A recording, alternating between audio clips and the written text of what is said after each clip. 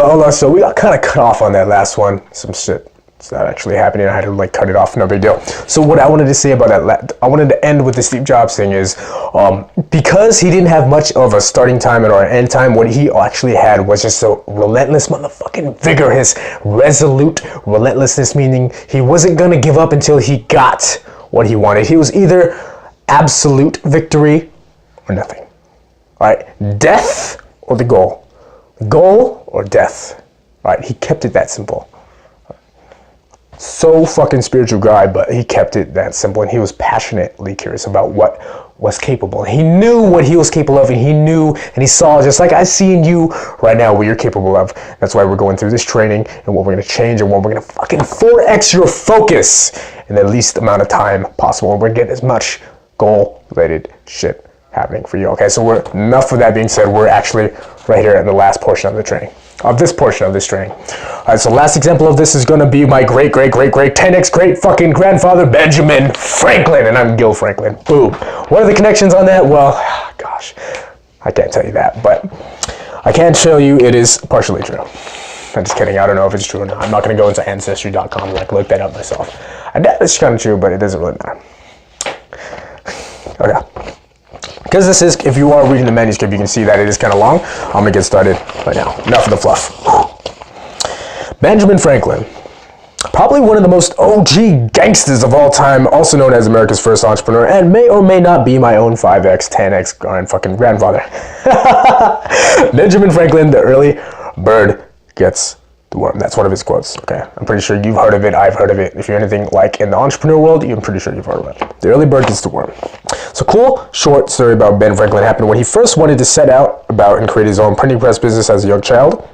To give you a little bit more of a context as to how all of this came to be at the time was his older brother worked in a printing press, okay? And the same printing press had a special article that was about a woman's voice. I don't remember her name exactly, but it doesn't really matter. One of the only at the time, okay, so like, yeah, I remember like way back in the 1800s, women didn't really have much of a position. They weren't in quite a position of power as they are now, like all feminism and all of these women trying to rise up and like trying to show all their boobs and breasts and titties and all that shit, but they can't show the nipple, like all, like to me, I'm just like, dude, if you're gonna do it, go all the way. Fuck you, anyways. Okay, enough of the fluff. Well, man, the same printing press had a special article about a woman's voice in the paper who debated about specifically specifically about political/daily topics in the paper on a weekly basis. They had like a voice on important issues, basically. Okay. By the way, unknown to the public at the time, this woman's voice article was secretly just random topics sent in via anonymous newspaper subscribers. Okay, so sometimes somebody would send in something like, "Hey, I want to talk about this." Like, and if they send what they send in is like this article and it's really fucking pressing, it's really deep, it's really strong, it's really potent, it has a meaning and a quotation towards it. They used it. They gave that woman's voice article a actual voice, even though it wasn't like, it might have not been a woman, it was probably a man, but they just portrayed it in the paper as a woman. People bought it because that's... So regardless to say, young Ben at the time was passionately curious about this piece in the local paper and would enjoy the random societies of the well-cultured topics he'd get to read, based on like when people would send them in, as I described, sometimes like they were really good topics, and he loved it so much because he was passionately curious about these things. Take that into mind, passionately curious, right? I don't mean like passionately bi-curious and all that shit with your sexual agenda. I mean just curious about the world, about what he was capable of and what he loved, which is the printing press. It catched his interest, so he kept reading. Okay. So inspired by this topic, he did what all passionate, young, blooming entrepreneurs do. He wrote an article, sent it in, and waited to see if it got admitted. Did he know he was going to get admitted? No.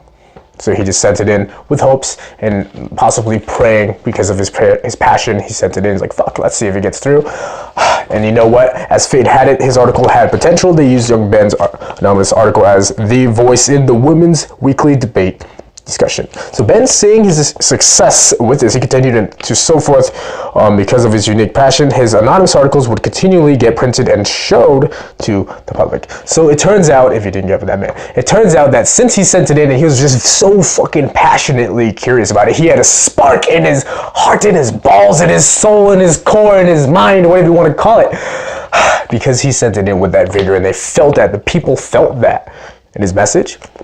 it kept getting red and red and red and red. Imagine that you started literally from nothing. You had just this curiosity to do something, this burning desire, and this will and know-how and this wit to be able to actually get shit done. The ability to have confidence in yourself, this certain certainty that fucking inspires people. And you send in something like that to the mail, people read that, they're like, whoa, this shit is good. I don't know who's writing this, but I want some more. It's like cocaine. It's like emotional cocaine. I always tell my friends that I'm like emotional cocaine. Okay, this is a total side random topic. But like, if you meet me in person, you see that I have actually a lot of energy. It isn't because I drink a lot of fucking energy drinks, nor do I do cocaine. Sometimes I have to do just, like, honestly, being genuinely honest with you, sometimes I have to do weed to calm myself down, which doesn't really help because it just keeps me in the same zone. But now I'm more enlightened. But like, nonetheless, though, it's really true. If anybody who meets me, when they meet me, they realize that I'm actually a ball of motherfucking energy. I am unrelentless. Some people have said that I have this crazy Will Smith kind of like charm. I don't understand what that's about. It's really funny. I've been mistaken a couple of times as a model where I work, and yes, I do work, and I also manage this job at the same time. So it's like, fuck, dude. All of this because not only do I look good, but because I have this will, this capacity, this burning fire, this spark, this thing that we're going to cultivate in you, and this thing that's going to come from you after you keep crushing your fucking goals and you actually figure out what you want to do in your own life, and you're just going to create this purpose. We're not going to wait about a purpose, we're going to create a purpose, okay? Enough of this talking, enough of this ranting, okay? Sooner than later, that topic in the weekly newsletter became a hit. Everyone in his town looked forward. Everybody looked fucking forward to reading articles that would continually get printed and showed to the public. So sooner than later, talking about excited, eager, and anxious about telling his older brother that young Benjamin was the voice of that woman's article. He was basically, I messed up when I wrote that, but he was excited and eager, but realized at the same time that he shouldn't have told his brother. He cannot tell his brother about this, that he's the person anonymously sending in these letters. Yo. So real quick, okay, so let me just first of all apologize for what happened on that. So what happened was my whole camera froze up. It got all fucked up. I don't know what was going on. I had to figure out whatever issue that was going on with this mother little son of a Seabiscuit right here. I got it resolved. It's all handled now, and it basically is not going to cut off anymore. Okay. So to conclude that story with Maestro Benjamin Franklin, because I don't want to leave you on a motherfucking cliffhanger. This isn't some drama, some novella that you have to watch on the weekends. No. Okay. So what happened was, betrayingly to his own instincts, Benjamin Franklin, all right, so remember how we said that he wasn't supposed to tell his brother that he was the voice of that women's article. So betrayingly to his own fucking instincts, he caved in just like he was like trying to resist the diet. You know, he knows that he shouldn't have fucking done it. He listened to the wrong voice, and he just ended up telling his brother, hey, brother, dude, I'm that voice. I'm that motherfucking voice in the article. What do you think? Like, I'm so good, aren't I? And guess what happened? If you read the manuscript, I'm pretty sure that you know what happened, all right? So his brother, betrayingly to him as well, just like how Benjamin portrayed his own fucking, like, dominant insight for himself, his brother said, what? No, you're not. You're not. Like, dude, that's not funny. You're not that voice. You don't have this talent. This cannot possibly be you. And he got so mad. He got so frustrated, I suppose. And then he just stopped him. He said, you know what? I can't have you associate yourself with this printing press. I can't have you throwing out all these fucking lies and these little testimonies and all these other little things, like stirring a commotion like this. It's really stupid. It's really silly how all this ego goes about. It's like words, right? His brother was throwing all these stupid little words, putting his young Benjamin down. Right? Now, being a young Benjamin Franklin as he is, being a Franklin like me being like him is really cool. He didn't let that stop him. Okay? I don't want to keep concluding this on, but what I'm going to actually end this off with is this. Actually, no, this is part of it. Manuscript. I'll just keep going anyway. Gosh, I'm so funny. You're so funny. You're so smart. You're so fucking witty and tactful that you were on point. Gosh, don't you look good right now? Yes, you do. Okay, cool. So what he did was he got inspired by the idea, by this little point and this little fact that he had this ability, this actuality, this understanding, this will to create absolutely something from nothing. Meaning he cultivated a skill. He had an interest in the newsletter, right? That's all he knew. He knew he had an interest in the newsletter, and as we described earlier in this whole training with Pablo Picasso with that same fucking quote, I don't know what it is or how this all starts. It just started with an idea. Benjamin Franklin literally started with the fucking idea, and he just built it from there. He had an idea. He's like, I really like this. I really love the newsletter, having my own newsletter business and all this stuff. So what he did was he created his own business. He started writing his own newspapers. He started doing this whole thing, just like he did with the Women's Voice fucking article. He did that. He wrote his own thing. He made it all awesome, really interesting. And then he created his own newsletter that people read weekly. I think it was weekly or monthly. I don't remember how. It might have been even bi-weekly or something like that. I don't remember the exact days, but it doesn't really matter.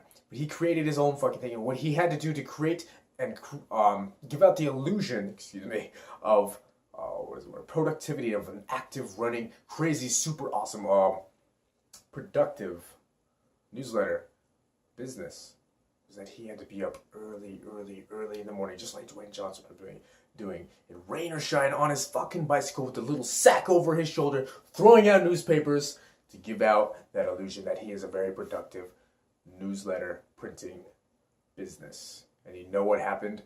Gosh damn it, do you know what happened to him? Well, pretty sure. Him being on the $100 bill actually kind of just says the rest for you. He went down in history as the most OG gangster of all time. Meaning, not just an OG gangster, like he became the president, the 100th president of the United States. I suppose you could say he discovered electricity, or became to the idea of the concept of electricity by running a kite. Bifocals, he created the whole bifocals, which is just like glasses with two different lenses. He his own like whole discovery and all, just like a human being. I'm pretty sure he has his own issues and dramas. I have all these other people that hit me sometimes like, yeah, he wasn't just that, he's actually a really bad guy, he got prostituted. Like, motherfucker, he was a human. What do? You go to fucking jacking off on porn and shit. It's stupid. Anyways, enough of this random ranting. I do apologize again for the whole, like, blurt out the whole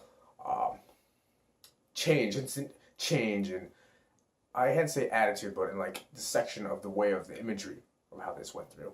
But that is it for Benjamin Franklin and identifying the golden hours of operation for him.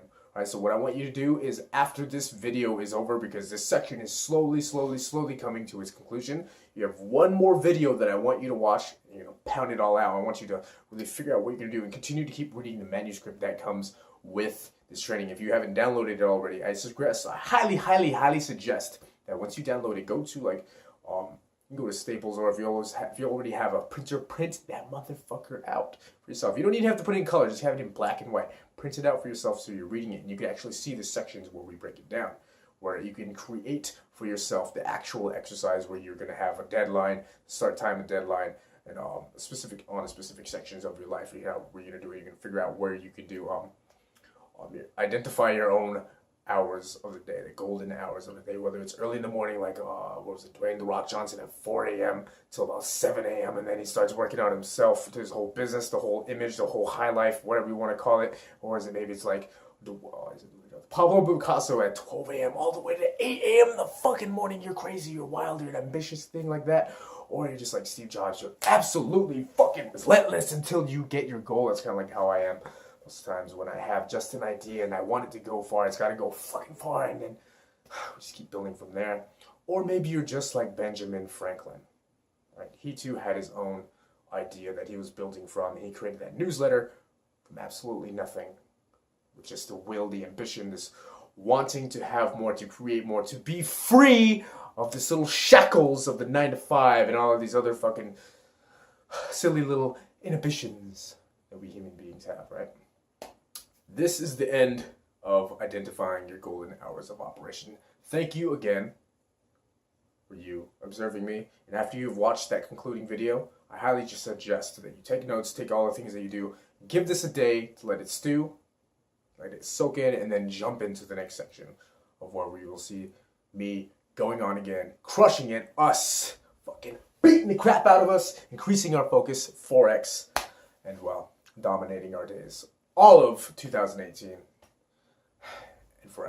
All right. So I'm Gil Franklin, America's premier self-awareness coach for men. And I'll see you later.